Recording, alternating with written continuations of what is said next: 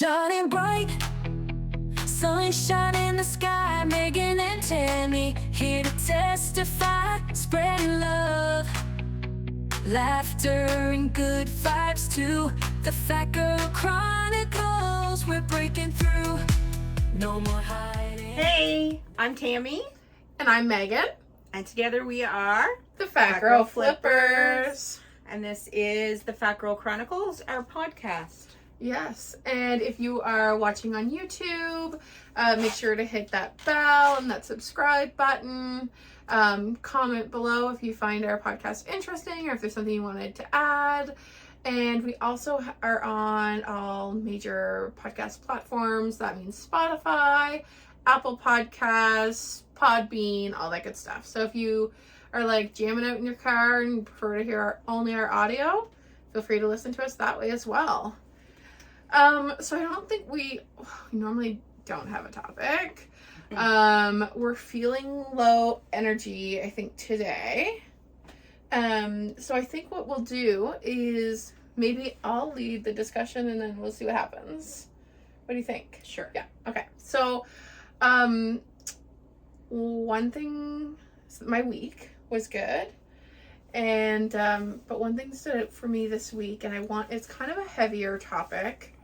But I got a lot on my mind about it, so we're just gonna dig in. So this week I was scrolling through Facebook, and I saw this toilet paper ad. And so it was like a video, and basically, she was plus size, so she was a plus size woman just kind of sitting. And it was only for like, I don't even think 10 seconds of the whole video. Like, it wasn't very long. And then it just like advertised the toilet paper or whatever. I think it was like Charmaine or whatever. And so as soon as I saw the ad, I was like, oh, the comments are going to be great on this one. I just know. And so I clicked on the comments, and surprise, surprise, there was one, I don't even think you'd call it positive because it was still creepy. Like, it was a creepy comment. And then the rest were obviously very negative, referring to her as a whale. One referred to her, well, no wonder she's doing a toilet paper ad with all the junk she eats. She probably explodes in the bathroom. And like, I mean, certainly not the worst comments we've ever heard before. But it was, it was very negative. And so, yeah, I've just been sitting, I think, lately with, like, what it means to be plus size or live with a fat body, like, how that can be challenging. I've been thinking a lot about, like, internal fat phobia, which I don't think we've actually really discussed on here. No. Yeah, I think because as I get closer to,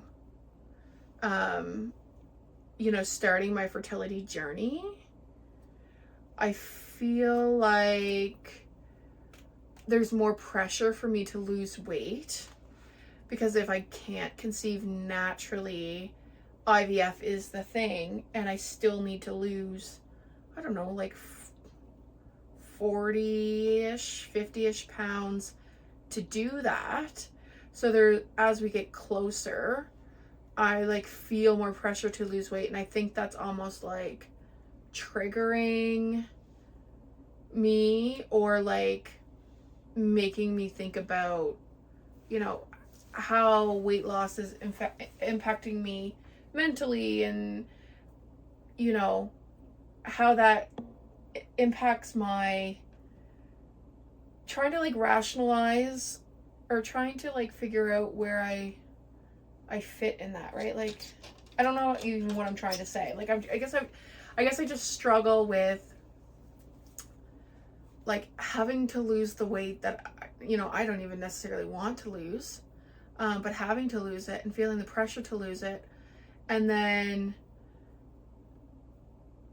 it almost feels like I'm betraying myself Like, it feels like I'm going against everything that I kind of stand for.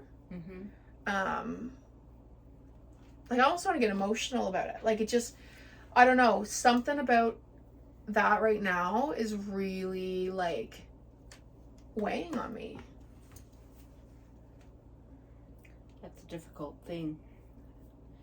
I can't even imagine what you're going through thinking about having to do that and just all of that, everything that surrounds that. Yeah.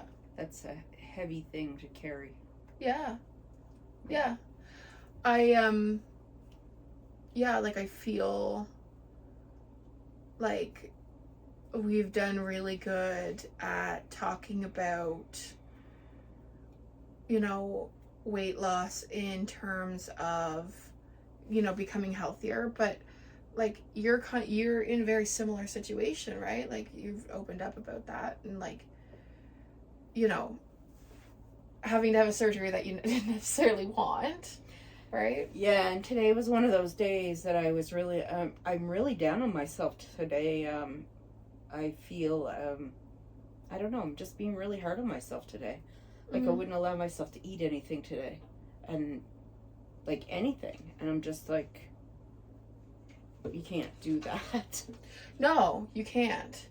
And I think that it's important because a lot of the people that watch us look, because we are confident, like, we do love our bodies, we are confident, but we're also friggin' human, and we also struggle with our own history, and I'm just so scared I'm going to fail at this, that, you know, and now that I've told, like, it's out there, everybody knows, now everybody will be looking at me expecting huge results. Right. Which may not come. Right. Did you want to explain a little bit about that? You don't have to, but I just give you the floor. Archie knows Mama's not feeling good today. Yeah, because he usually doesn't ever get up on my lap. No, like but that. he knows Mom's not feeling good. Just that, okay, so, yeah. Long story short, I have lipedema, which is a disease of the adipose tissue anywhere in your body, actually, and it creates lipomas, which are irregular fat, like tumors or growths. So it makes your skin lumpy and bumpy, and I'm sure you've all seen people with the very large legs and things like that, and that's what it creates. It can also be in your, it can be from you. The only place that it stops is it cuffs at your ankles and it cuffs at your arms. So the only two things that could be spared from your body are your feet and your hands, because it can even affect your head, your neck. So anyway, because of this disease, it causes your joints you're hypermobile, so you're usually, as a child, really reckless, a lot of, like, hard, like, activities and things like that, right. And I was full on, fell so many times and scratched, damaged, broke, whatever, right. Didn't break bones, but, like, you know, fell and damaged my knees. But anyways, as I got older and the lipedema started, it pushed my knee joints, which were already damaged, it pushed them out of place, which allowed the fluid that's between them to leak out, and then the cartilage rubbed together, and now there's nothing between, it's just bone on bone, both knees. That's why I'm in a wheelchair.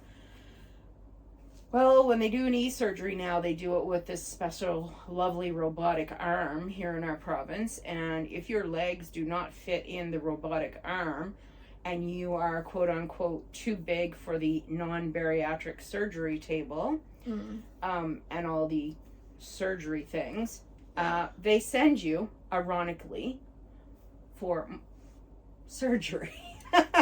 They send you for bariatric surgery. Yeah. So I'm sitting here having to have gone through bariatric surgery, which was horrible, and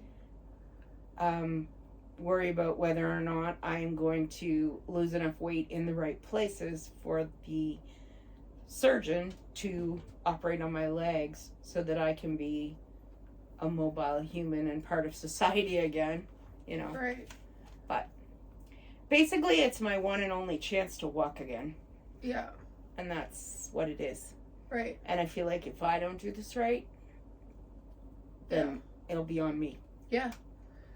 And again, that comes with that pressure to lose. Yeah, and to be honest, I mean, yes, I'm happy to lose a little bit of weight, but I don't want to be like a size 6 or anything like that. Like I still want to be curvy and bigger. Like I don't mind being bigger. Yeah. I actually feel probably more confident in a like larger, what you would call a larger body.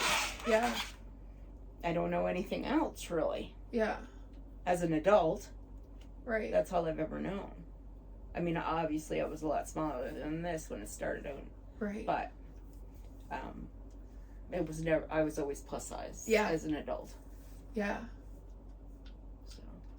Yeah, like it's So you're in the same, basically, I mean, 2 different situations, but we're basically in the same boat, having to do things that we don't want to get what we absolutely need because it's crucial to us. Yeah. Mine is to get my mobility back, and yours is to get a family. I mean, yeah.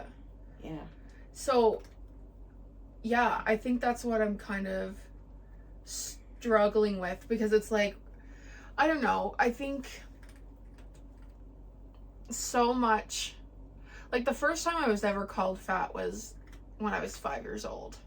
So much of my identity from so young is fatness. Like so young. Like it's an extension, it feels like an extension of who I am. And so, and for a long time that was so negative. You're getting emotional. Mm-hmm. I'll keep talking. Mm-hmm. For so long that was such a negative piece of my identity. And I think both Tammy and I really, really, really are so passionate and so determined to reverse the hate that we feel for ourselves. Yeah. Or that we felt for ourselves. Because no one should feel that way at any size, right? And it doesn't matter where you are, whether you're losing weight, whether you're not losing weight, whether you're a size 28 or a size 6. It's just so important to us. And I know, like, it's hard to separate, like, being plus size from my identity. It feels like it's who I am.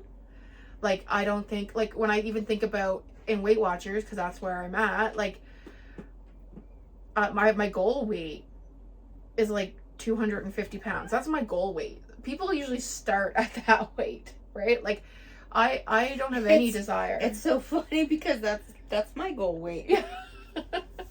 Isn't that, like, it's just, like... Yeah. It's wild to me. It feels... Being plus size feels like such an identity and such a passion and such a love. And then it becomes so... the weight loss itself almost becomes triggering, because it becomes like, oh, you're just another before and after. But I'm not. Like, I love my body, and I love me, right? I think is the main thing. I love me, whether she was 60 pounds heavier or 60 pounds lighter. Like, I don't know. I'm kind of rambling, but I wanted to get this out in the universe, because I think it's important that people know that we're not, like, in love with ourselves all the time. Yeah. We don't feel good about our bodies all the time. And I don't think people talk about this, because all you see is influencers who are plus size, whether it's Ozempic or weight loss or diet or exercise or surgery or whatever the frig it is. They lose weight. And nobody actually talks about it mentally. Like, no one ever actually, talks about it. Like, I think about Lizzo, for example. Like, she just posted recently. She just got to her... Yeah, I saw her in a bikini the other day. Yeah, but she wanted to get to a weight that she was in 2014, I think it was. There was a certain year that she was like going for, that was her goal or whatever. And it just seems so like A or B when there's like a lot of gray area, you know? Mm-hmm. I don't know. What are your thoughts? It's just, when you said the first time you were called fat, you were 5 years old. First time I was called fat, I was probably 16 or 17. And I had just gotten new jeans, and I just came downstairs, and I was really liking them, and you know, thought I looked good and everything. And my father and my uncle were standing at the door, and my uncle said, "Oh my God, you put on weight. You must weigh over 200 pounds now." Something like that. And then my father chimed in and said something about me being fat, and I was just like mortified. It just cut me right to my soul. And up until that point, and I mean, as a teenager, I wasn't really big.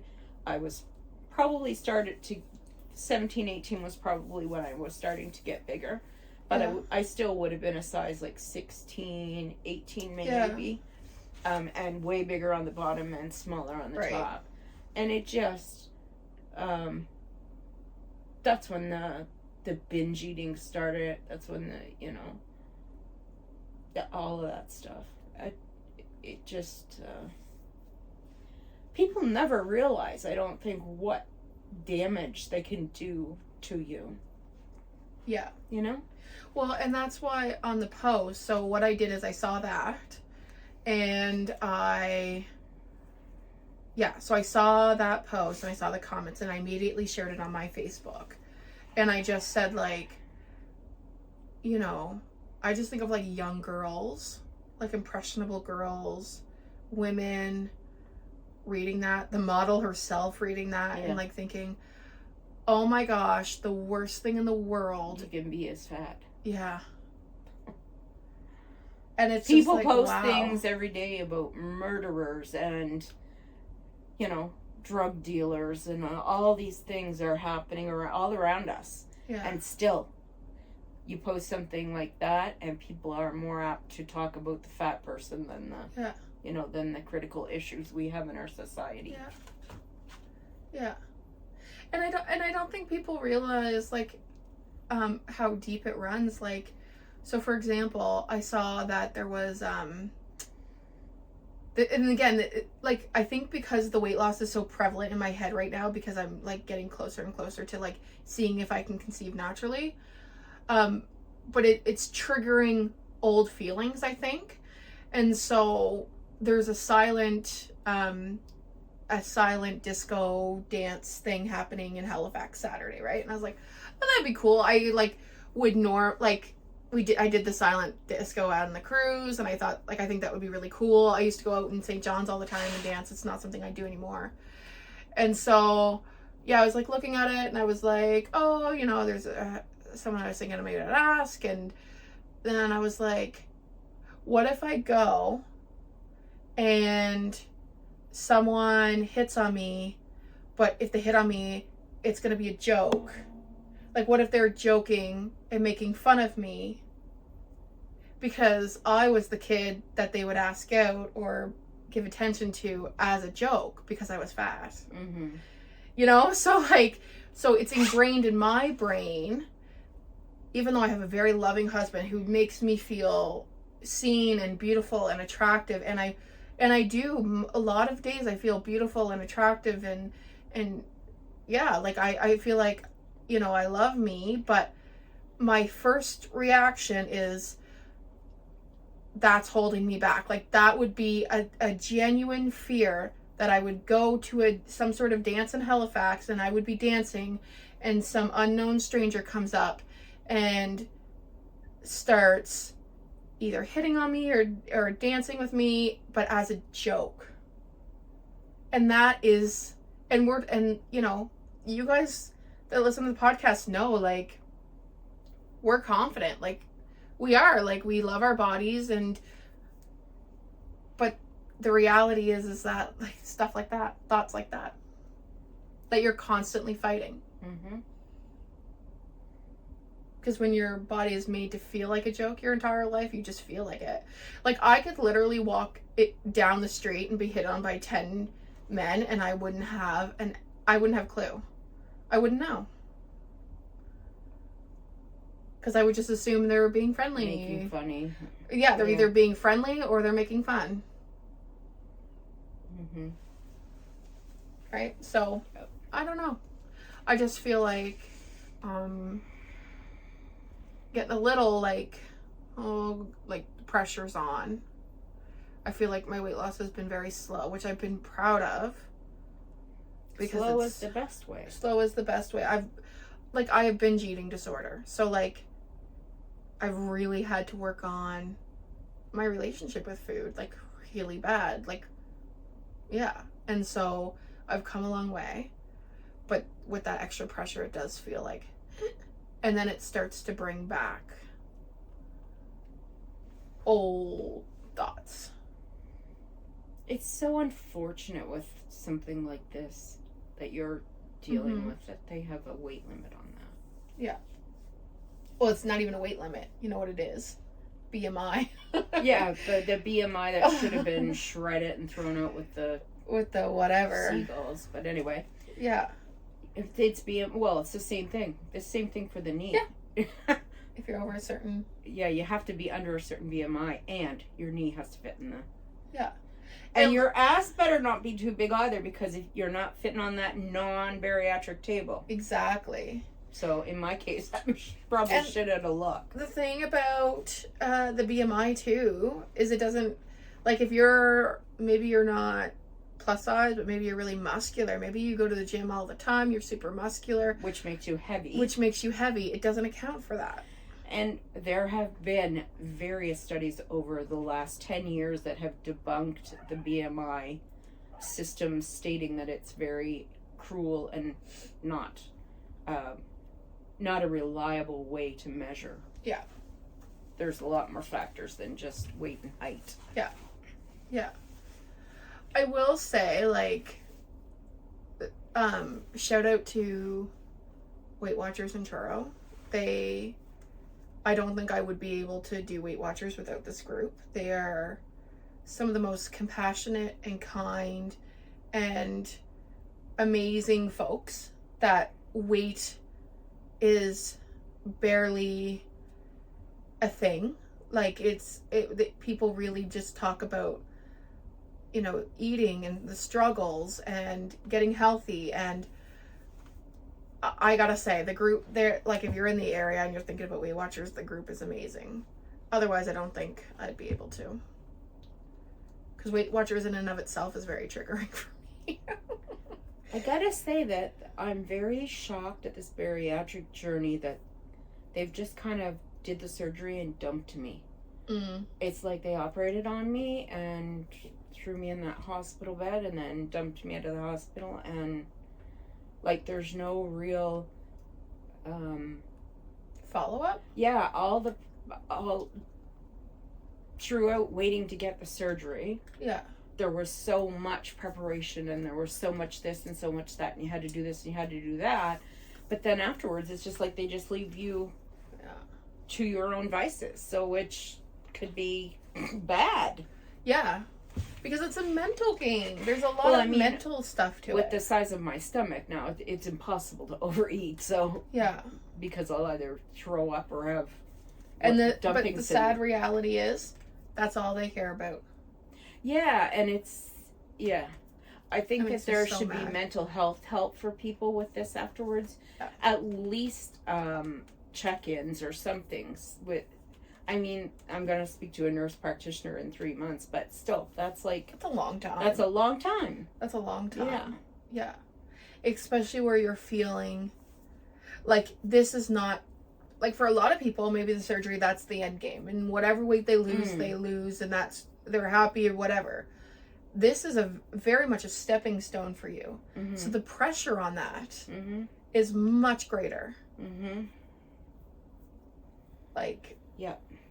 And honestly, most people who have had the weight loss surgery are doing are now on the post-bariatric diet, which I'm on, but they are doing an hour of exercise every day, which, I mean, yes, I can do a few things with my upper body, but I can't do anything basically other than stretches with the lower body. Yeah. So, I mean, I'm at a disadvantage because I'm in this damn chair. Yeah. Yeah.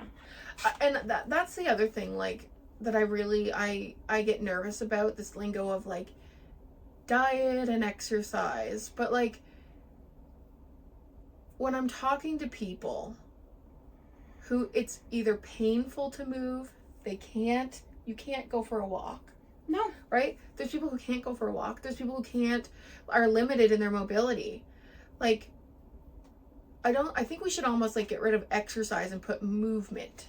I had to tell every person that came, every nurse that came to my bed at the hospital, that they wanted to get me up to walk around the hallways, and I would point to my wheelchair, which they buried over in the corner, and say to each and every one of them, I'm in a wheelchair.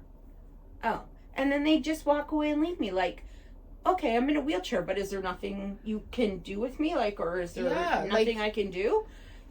But they gave me zero, like, I guess a regular person just would have walked a lap around the ward, but still there should be some, like, there should be some physiotherapist there or something, or occupational therapist. Important for your body. Like, movement is important for your body. Telling me what I'm supposed to do. Yeah. So. Yeah. I just feel like it's so freaking complex. And then I feel like, you know, on the other hand, I feel like people hear me talk, like, whether it's at different situations or whatever, and they think, oh, she's just either compensating for, like, her being her size, and she's just trying to make excuses, right? Like, because when people say, you need to, like, really exercise, and you need to really eat right, and change all these things, and my counter is like, you know, it's not always about that. It isn't. It is not always about that. But then you get met with, like, you know, well, are you just kind of making excuses for, you know, your size? Because of course you would say exercise and eating healthy isn't right. No, I'm saying small, healthy changes. There's so many people I've seen their repeated patterns of, I'm going to diet, I'm going to lose 30 pounds, and then they gain 50 pounds back. Next January 1st, I'm going to diet, I'm going to lose and again, yes, they lose it, but do they gain it all back again? Yes. And why is that? Because they haven't dealt with the mental aspect of what comes along with this eating disorder they have, which they probably don't even think they have an eating disorder. Yeah. Like, I can remember when I called my family doctor. I was in NSCC. I think I've told this story. I was at NSCC and I talked to my doctor and I was like, I really think, like, I have binge eating disorder. Like, I think this is a thing. And at that time, the eating disorder clinic really wasn't doing anything for that. So they, like, she submitted something for me to get services through the clinic. But they denied it. Like, it just wasn't, it's not like, it was up and coming. And so, you know, to finally get that diagnosis years later was really validating. And to get that diagnosis, you talk a lot about eating by yourself, eating with guilt, eating with shame, eating your emotions. Because a lot of people think, oh, it's just someone who stuffs their face all the time, but it's not even that. It's not even that. Like, it doesn't even have to be about a quantity. It's the emotion attached to the food. Mm-hmm. At least for me. Like, that's my experience. No, it's the same. Yeah. For me, anyway, that's the same thing. And my binge eating, like, issues were diagnosed by the psychiatrist, who, you know, we had a long conversations about exactly, like you said. Like, why do I eat? Why, when, how much, Yeah. What are you eating? You know, like yeah. all of those things. Yes. Yeah. And when did this start? Was there anything that you think triggered it? A lot of conversation around that. I can remember when I had a really hard day. Like it was this was in Newfoundland. I had a really, really difficult day. And, you know, I'm actually, now that I think about it, like I'm not as bad as, I'm actually pretty good now with it. But like, it used to be if I was having a really bad day, what was getting me through was a bag of chips and a chocolate bar at the end of it. That's what was getting me through, right?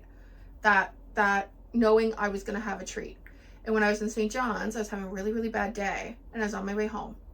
And Richard said, oh, I think it was Kit Kat, because I go through stages of different, like this is, different bars. That time it was Kit Kat Chunky. And he's like, oh, I ate that. And I lost my mind. It was as if I had lost a family member. I cried and I screamed and I was so frustrated because I got home and there wasn't that chocolate bar. Like, that is the kind of stuff we're talking about. That is the type of thing that I've been working on the last 2 years, understanding and dealing with my emotional attachment to food. Mm-hmm. Right? And of course, if once I discover that emotional attachment and I'm starting to work on that, then obviously there is some weight that comes off with that. And that's kind of how I put it. It's just that now it's like more pressure to actually lose weight, like intentionally. Yeah. Yeah. So why don't we try to end on do a little bit of a positive? Because we're both in our feels right now. It's a rough go. It's a rough go. Honestly, today I've been thinking if I could change this, I probably would go back and not have this. The surgery? Mm. Yeah. Is it the pressure? Yeah. Yeah. You know what's funny? It's not funny, but... Well, it's just, I thought so long and hard about, am I going to tell people or not? You know, because we are on social media. Yeah. And I, just worried about the feedback. Mm-hmm. Well, it was fairly positive when we told people. We told some on the live, I think. Did we tell people on live? Well, that's I consider that different because those are our people. They're not going to come at us and I'd be very... But we did talk about it on the podcast because remember you talked about your experience and stuff. So yeah. And that was positive, but I can understand that pressure. Yeah. And it's funny because we didn't talk about this beforehand. No. And I said to Tammy, what do you want to talk about? I could tell Tammy was just not she's having a rough go. I'm having a rough go. What do you want to talk about? And then I was just like, I think I want to kind of talk about this. And it ended up being something we're both feeling. Yeah. Maybe it's winter. Maybe it's winter and we hate winter.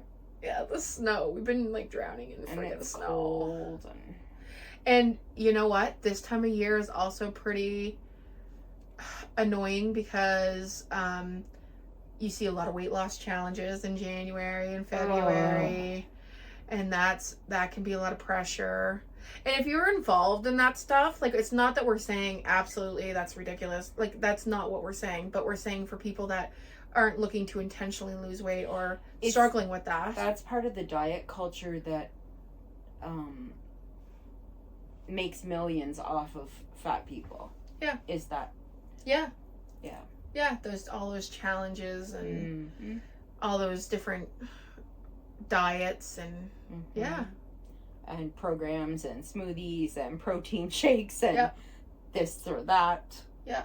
You know. And that's my struggle sometimes with Weight Watchers because I was in elementary going to meetings, weighing myself at home. That's so scary. Right? I was a child and I absolutely am not, I don't want to shame my parents because I recognize that they also dealt with their stuff, so I don't blame, but it just means that Weight Watchers holds, like, right now it's holding a valuable part, but also a very triggering part. So that's why for me, I have to think my specific meeting. If I think too much about it, then I can't, but I have to. That's why I keep it at, like, I love the community of that group versus the program, because then I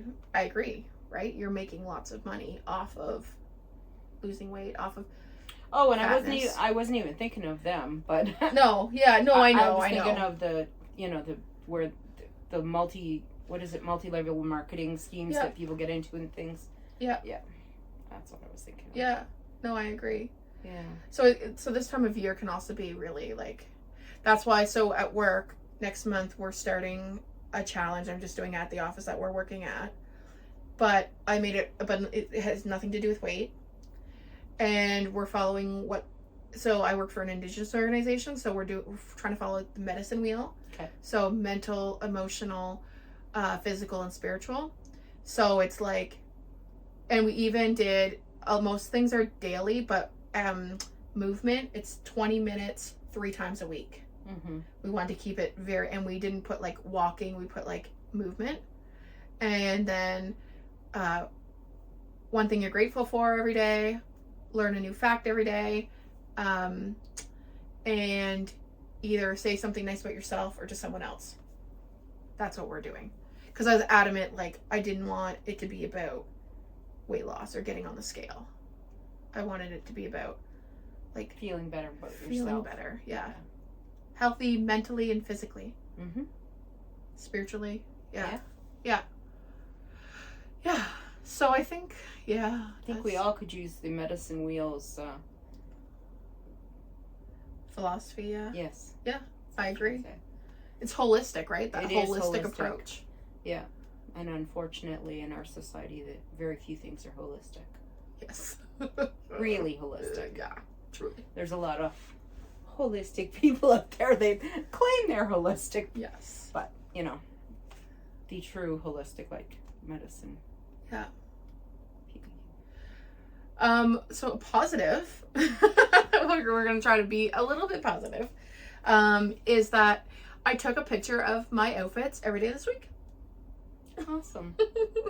I was going to say, the funny thought that came to my mind, I'd have one picture. Oh, God damn it. I can't with you. Oh my God, I said on the live, so people who are listening to this who don't watch our live show, we were talking about like bikinis and getting comfortable in bikinis and stuff, and I said, everybody get ready for half naked pictures of me late March, early April, because I'm on a cruise and I'll just be living in bikinis, and I'll be posting them on our page. And then Tammy was like, if she's gonna be posting that, I'll be posting myself in lingerie and I'll be half naked too. For every picture she posts, I'm posting one. I just might do that. That might be my challenge. Oh my God. I'll have Archie operating the tripod. Oh my gosh.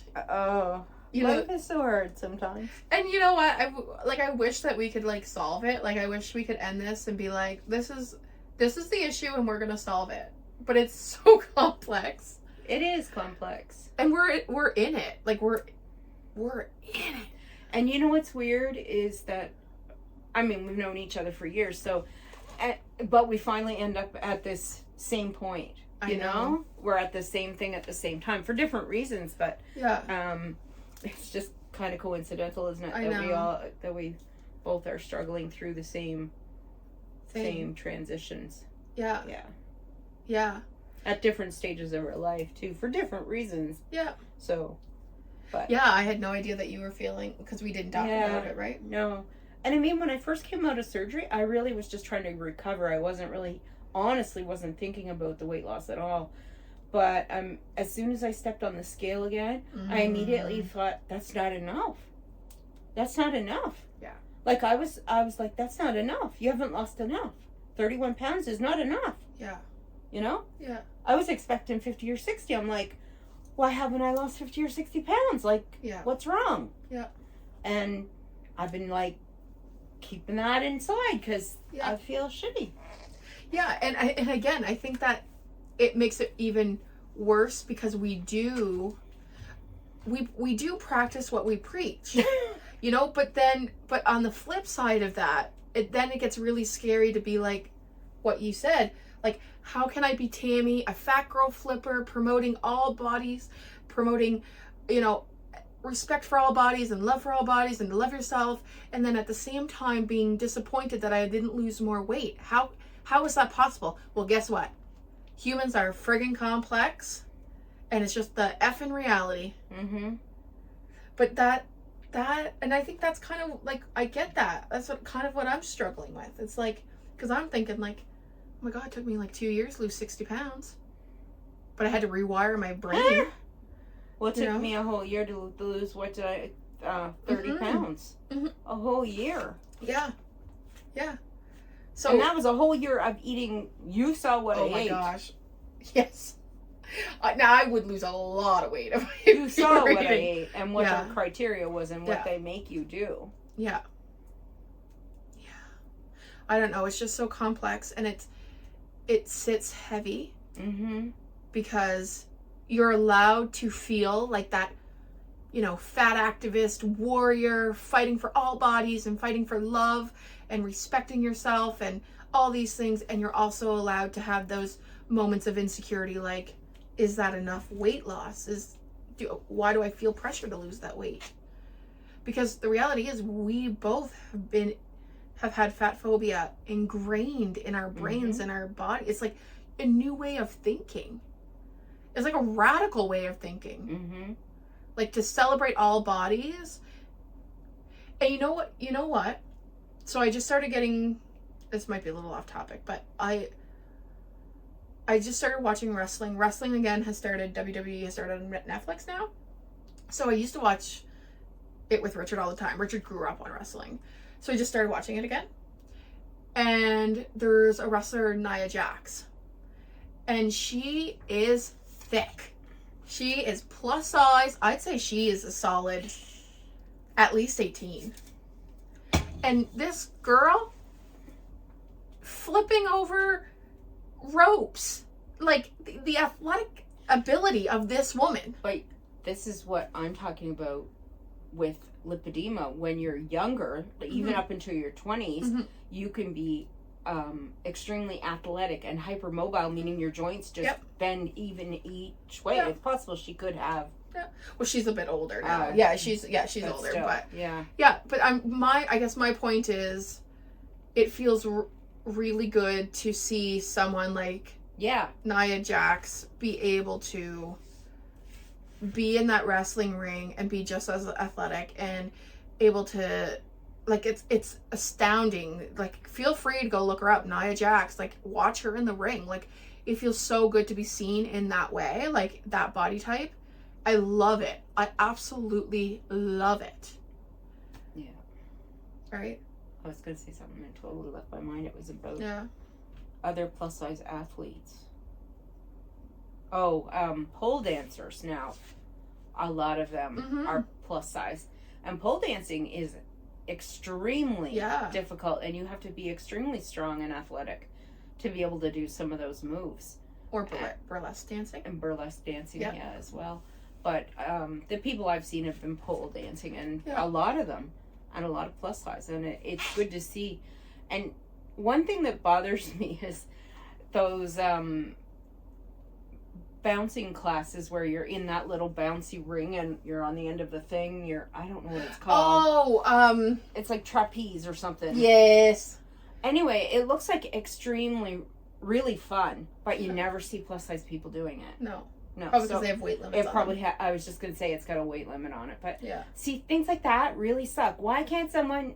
I mean, if we can make a chair that can hold a 400-pound person, why can't we make something like that so that they can work out in a fun way? Because that looks fun. Yeah, exactly. That looks like an exercise I would love to do. Because you're weightless. You're just bouncing on that thing. That's a good business. Like, that's the other thing. Like, finding things that are like Because fat friendly. Because wouldn't you like to do that? Oh yeah. You'd feel like you were flying. Yeah. Yeah. And it's the same as zip lining, any of those things. Come on, people.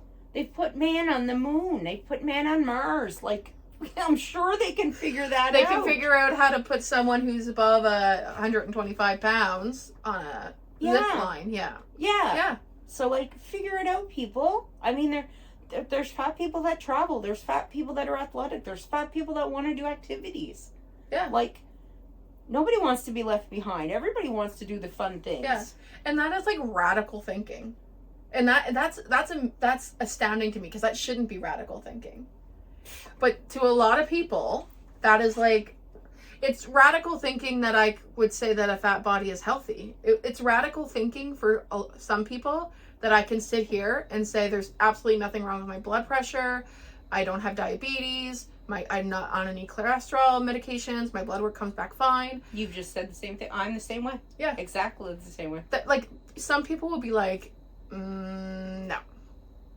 Well, yes. I'm going to be 56. And my blood work, when the doctor looks at it, he says I should be 25. Yeah. Because it looks, it looks like I'm very healthy from my blood work. Yeah. So no wonder our heads are spinning. Because it's like we really want to promote a message, and we do believe in that message. We do. We're passionate about it. Like, very passionate. I'm sure there's people that I interact with that are like, oh my God, Megan's going on about this again. It's just like, because I'm passionate about it. Because it matters.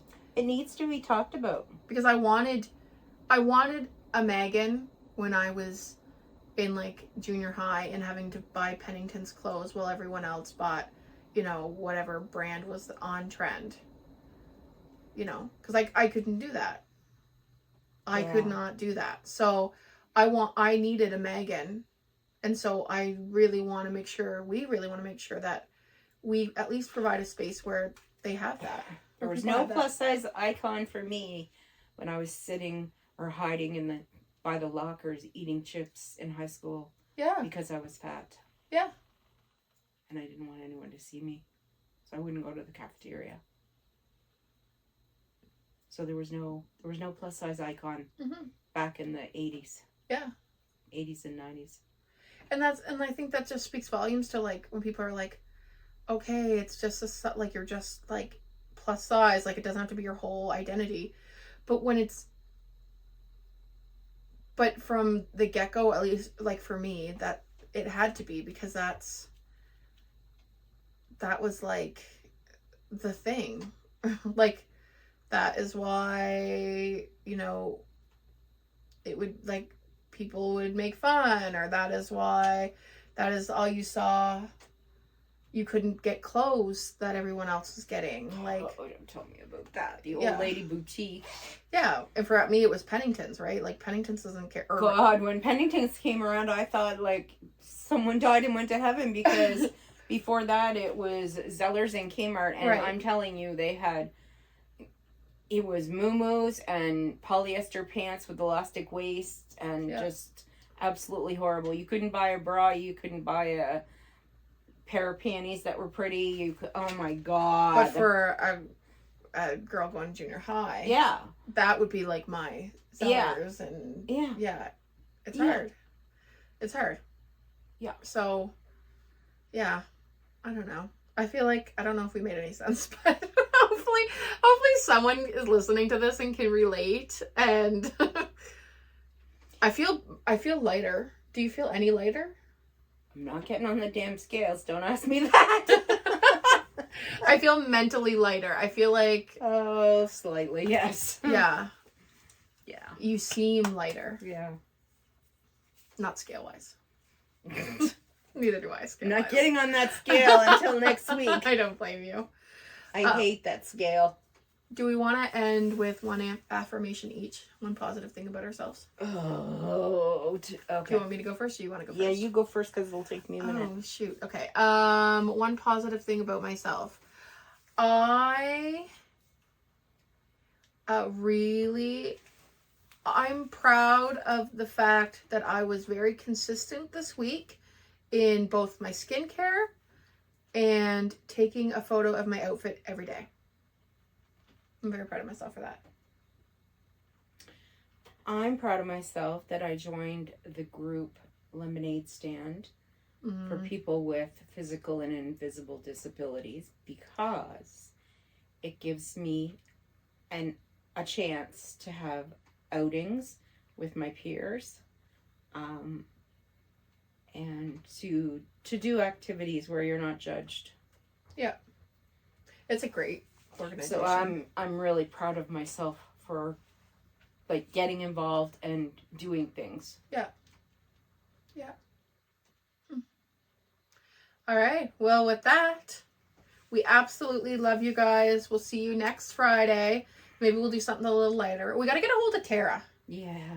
To do a dating one. I think a dating one or maybe another sex one should be up next. Is something in order. Fun. Yeah, something fun. Something fun. If there's a topic, again, as always, if there's a topic, like, make sure you let us know. If you've listened to us for a while and you'd like to be a guest, let us know. But yeah, we'll catch you next time. Love you. Mwah. Feeling small, we're taking up space, standing proud and tall. Our voice is strong, our stories to be heard, challenging the stereotypes, flipping the world.